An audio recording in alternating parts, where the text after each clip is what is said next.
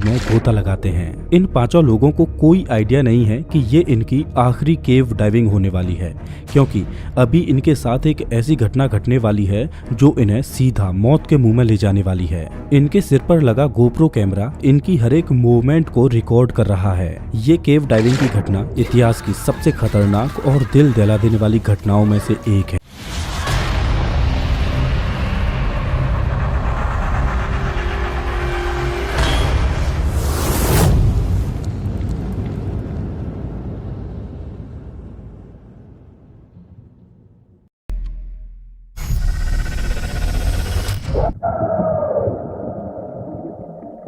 छह फरवरी साल 2014 5 लोग दुनिया की सबसे खतरनाक और चैलेंजिंग केव डाइविंग करने का प्लान बनाते हैं। इस एडवेंचर के लिए इन्होंने नॉर्वे में मौजूद एक खतरनाक केव प्लूरा ग्रोटा को चुना। प्लूरा केव पहले से ही बदनाम थी, क्योंकि प्लूरा केव के अंदर पहले भी कुछ ऐसे हादसे हो चुके थे जिनमें लोगों को अपनी जान भी गंवानी पड़ी थी। लेकिन बावजूद इसके इन पांचों लोगों ने केव डाइविंग के लिए इसी खतरनाक केव को चुना। आप इस केव के मैप को देखिए, जिसमें इस केव में घुसने के लिए ये 2 एंट्रेंस हैं। इस केव का सबसे खतरनाक हिस्सा ये वाला है, जो कि सतह से लगभग 430 फीट गहरा है और नॉर्दर्न यूरोप की ये सबसे बड़ी केव है जो पानी से भरी हुई है, और ये केव 3 किलोमीटर तक लंबी है। आप ये मानकर चलिए कि किसी आम इंसान का इस केव में जा पाना नामुमकिन है, लेकिन फिर भी इन पांचों लोगों ने इसी केव को चुना। इसका कारण ये है कि ये पांचों लोग सर्टिफाइड केव डाइवर्स थे, जो पहले भी इस तरह की खतरनाक केव्स में जा चुके थे, और इन 5 में से 2 लोग ऐसे थे जो इस केव में पहले भी जा चुके थे। पिछली बार ये दोनों लोग केव के इस रास्ते से घुसकर केव को एक्सप्लोर करते हुए इस वाले रास्ते से बाहर निकले थे। इस वजह से ये और ज्यादा कॉन्फिडेंट थे इस केव में जाने के लिए। लेकिन इस बार कुछ अलग होने वाला था, जिसकी किसी ने भी कल्पना नहीं की थी। केव में जाने वाले ये 5 बहादुर लोग हैं पैट्रिक, काय, वेसा, जारी एच और जारी यू। और पैट्रिक और काय वो लोग हैं जो इस केव में पहले भी जा चुके थे, तो ये दोनों ही लोग इस मिशन को लीड करने वाले थे।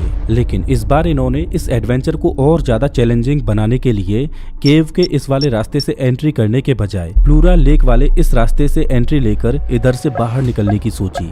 ये पांचों लोग इस एडवेंचर को करने के लिए पूरी तैयारी के साथ आए थे।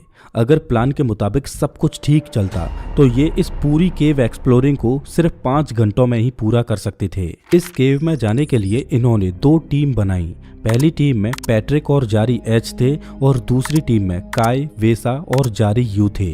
अब चूंकि पैट्रिक और काय पहले भी इस केव में आ चुके थे, तो पहली टीम को पैट्रिक लीड कर रहे थे और दूसरी टीम को काय लीड कर रहे थे। प्लान कुछ ये था कि पहले पहली टीम केव के अंदर जाएगी और उसके 2 घंटों के बाद दूसरी टीम केव में एंट्री लेगी। दरअसल दूसरी टीम केव के अंदर 2 घंटों के बाद इसलिए जाएगी क्योंकि जब पहली टीम केव के अंदर प्रवेश करेगी तो उसकी वजह से पानी में हलचल होने की वजह से पानी गंदा हो जाएगा, तो पानी को फिर से साफ होने के लिए कम से कम 2 घंटे चाहिए, तब दूसरी टीम पानी में प्रवेश कर सकती थी। इस मिशन को शुरू किया जाता है। तापमान -3 डिग्री सेल्सियस था। ये पांचों लोग प्लूरा लेक पर पहुंचते हैं। ठंड इतनी ज्यादा थी कि लेक के ऊपर बर्फ की एक मोटी चादर बन चुकी थी। प्लूरा केव में घुसने के लिए सबसे पहले इन्हें इस मोटी बर्फ को तोड़ना था। पैट्रिक ने चेनसॉ का इस्तेमाल करके बर्फ को एक ट्रायंगुलर शेप में काटा, जिसके नीचे पानी बहुत ही ज्यादा ठंडा और क्रिस्टल क्लियर था। पैट्रिक और जारी एच दोनों लेक में प्रवेश करते हैं और धीरे धीरे प्लूरा केव में घुसते जाते हैं। उन्होंने अपने अंडर वाटर स्कूटर को चालू किया, जिससे वो कम एनर्जी खर्च करके इस एडवेंचर का लुत्फ उठा सकें। इनकी शुरुआत ठीक रहती है, लेकिन इन्हें क्या पता कि कुछ ही समय में सब कुछ बदलने वाला है। मैं आपको बता दूं कि पैट्रिक, जिसके साथ पहले भी 2 बार ऐसी घटनाएं घट चुकी थीं जिनमें परिस्थितियां कुछ ऐसी बन गईं कि उसे 2 बार अपने क्रू मेंबर्स की जान गंवानी पड़ी थी। उन घटनाओं की वजह से पैट्रिक को बहुत धक्का भी लगा था, लेकिन पैट्रिक पास्ट के उन हादसों को भुलाकर आज इस नए सफर पर आगे बढ़ रहा है। ये एडवेंचर कितना खतरनाक होने वाला था इस बात को ये लोग भी भली भांति जानते थे।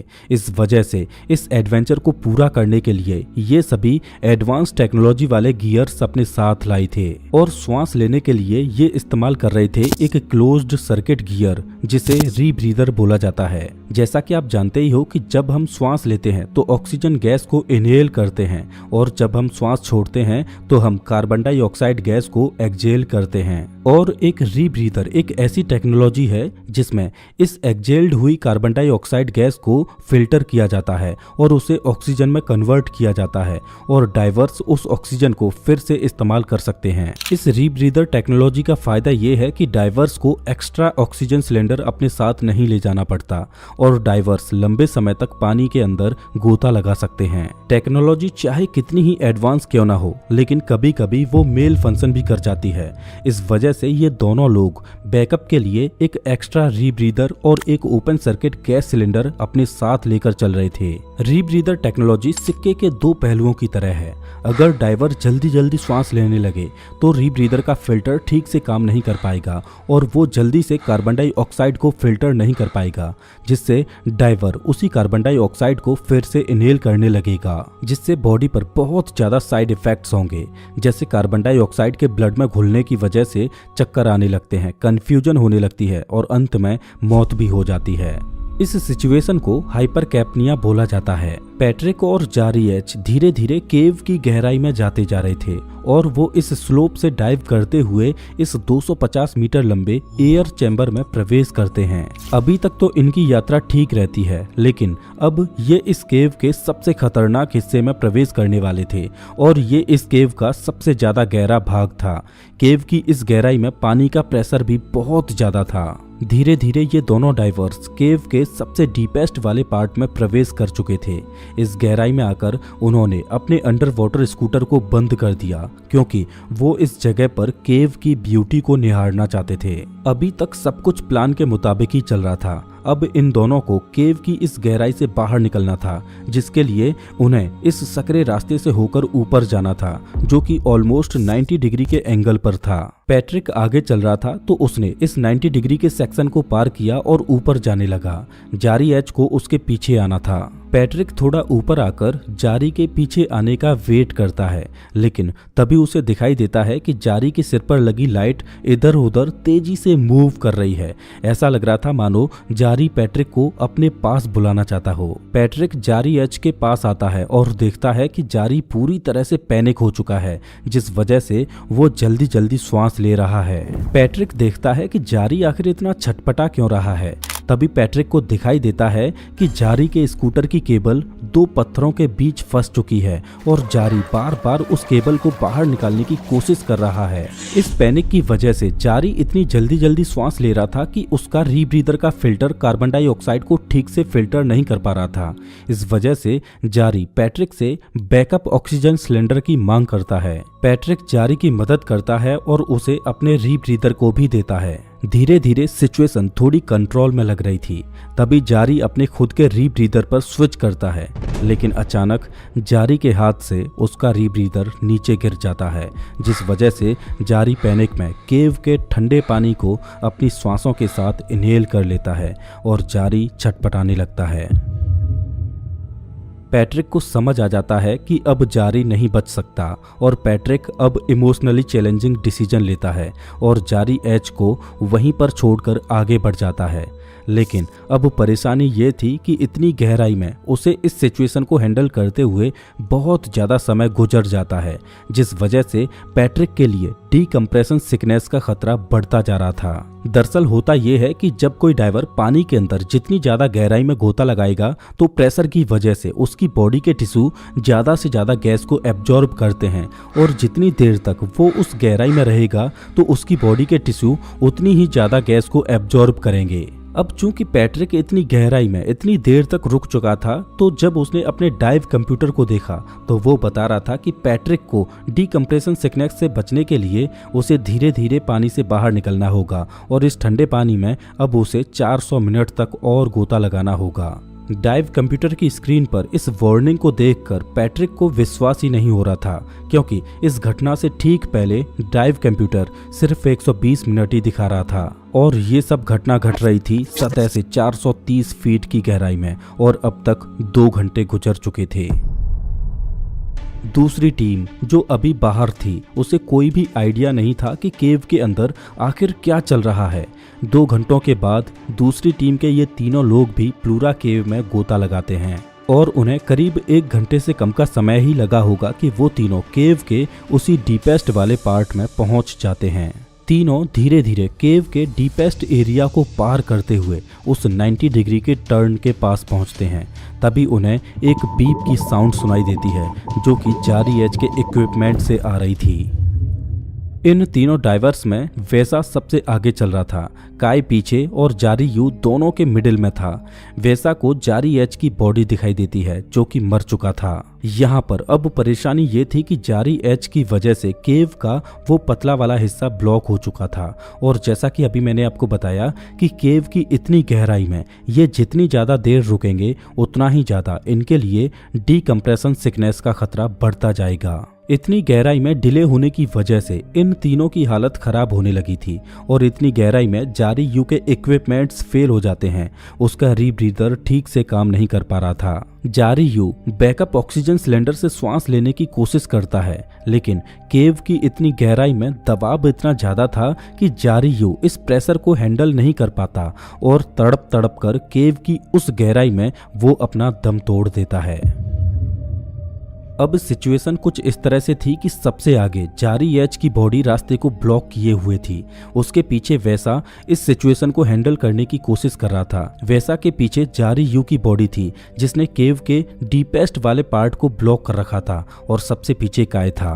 काय को समझ आ चुका था कि आगे केव में कोई न कोई बड़ी दुर्घटना घट चुकी है, तो इस वजह से काय फैसला लेता है कि वो अब आगे ना जाकर पीछे लौटेगा और काय पीछे की ओर लौटने लगता है। अब परेशानी ये थी कि काय के पास ऑक्सीजन की बहुत कमी थी और काय का डाइविंग कंप्यूटर डीकम्प्रेशन स्टॉप्स की वार्निंग दिए जा रहा था। मतलब अब सिचुएशन कुछ ऐसी थी कि अगर काय डीकम्प्रेशन सिकनेस से बचना चाहता है तो उसे धीरे धीरे इस केव से बाहर निकलना होगा, लेकिन उसके पास पर्याप्त ऑक्सीजन की सप्लाई नहीं है तो वो ऑक्सीजन की कमी से ही मारा जाएगा। तो काय ने फैसला लिया कि वो डीकम्प्रेशन सिकनेस का रिस्क लेगा और इस गुफा से तेजी से बाहर निकलने की कोशिश करेगा।